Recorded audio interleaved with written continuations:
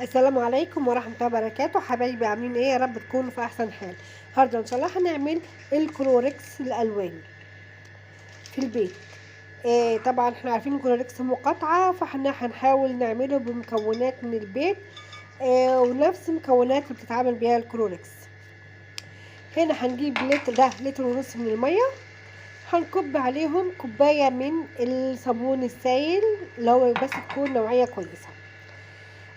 هو الكلوركس المفروض يتعمل بالتكسابون، بس عشان ما فيش تكسابون، او ناس كتير ما بتعرفش تجيب التكسابون، فاحنا التكسابون مادة رغوية او مادة بتنضف، فهو نستبدلها بكوباية من الصابون السائل. هنحط كوباية الصابون السائل على اللتر ونص من المية، وهتقلبي بالشكل ده تدمجيهم السوائل مع بعضيهم كويس. هنحط كمان ايه على الكلوركس الالوان بتاع البيت، هنحط عليه معلقه صغيره من البوتاص، معلقه صغيره كمان، لازم معلقه صغيره عشان ما تكونش البي اتش بتاعتها عاليه.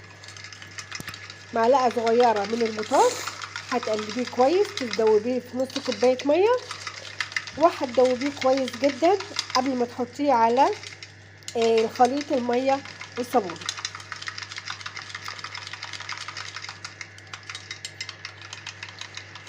وهتحط معلقه صغيره عشان خاطر ما يكونش حامي على ايديكي لو استخدمتيه بايديكي يعني.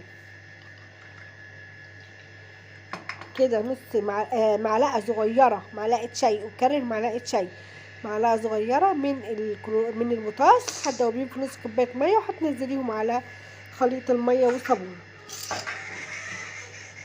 بما اننا حطينا بوتاص، فلازم نحط ملح ليمون عشان يعادله، عشان ما يبقى البي اتش بتاعته مظبوطه، وما يبقاش ضرر جامد على الايدين، يعني ما تغسلي بيه ما يضركيش. حطينا معلقه كبيره من ملح الليمون، هتدوبي برضو ملح الليمون كويس. هو الكلوركس الاصل فيه ملح الليمون والبوتاص والخل والاكسجين، ملح الليمون والبوتاص والخل والاكسجين. هنحط الحاجات دي كلها. الاكسجين اهو، اكسجين، انا ما عنديش اكسجين سائل، عندي اكسجين اللي هو الكريم. هتحطي ربع كوبايه من الاكسجين، وهتقلبي كويس، لازم الاكسجين ضروري. كمان حطينا كوبايه من الكلوركس، الكلوريد اللي هو بديل الكلوركس، هتحط نص كوبايه عشان الريحه وعشان اللون. يبقى كده احنا حطينا المكونات، فاضل لنا مكون واحد بس، والمكون ده انا حطاه من عندي، ده اختياري، بس يعني بما اننا عاملين الكلوركس في البيت، فحبيت نزود الفعاليه بتاعته، حبيت نزود فعاليه النظافه بتاعته. دلوقتي نقولك حطينا ايه مع المواد دي كلها، بس هتقلبي في الاول الخليط كويس جدا. والمكون اللي هحطه من عندي هو البيكربوناتو او الكربوناتو، بيكربونات الصودا او صودا الخبز في الدول العربية.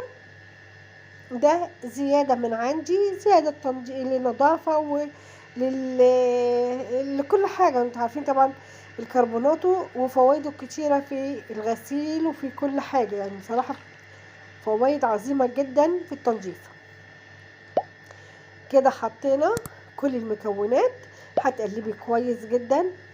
كده المكونات دي عملت لنا 2 لتر من الكلوركس الالوان، بكوبايه من الصابون وكوبايه من الكلوركس، ومكونات كلها موجوده عندك في البيت. كده تدوبي الخليط كويس او تقلبيه كويس عشان يتمزج كله مع بعضه. وكده يبقى خلصنا الفيديو النهارده بتاعنا. لو فضلتش معايا لغايه كده، ما تنسيش تعملي لايك وشير واشتراك في القناه، وفعلي زر الجرس عشان يوصلك مني كل جديد. كده خلصنا فيديونا على بركه الله. يلا، السلام عليكم ورحمه الله وبركاته، في امان الله.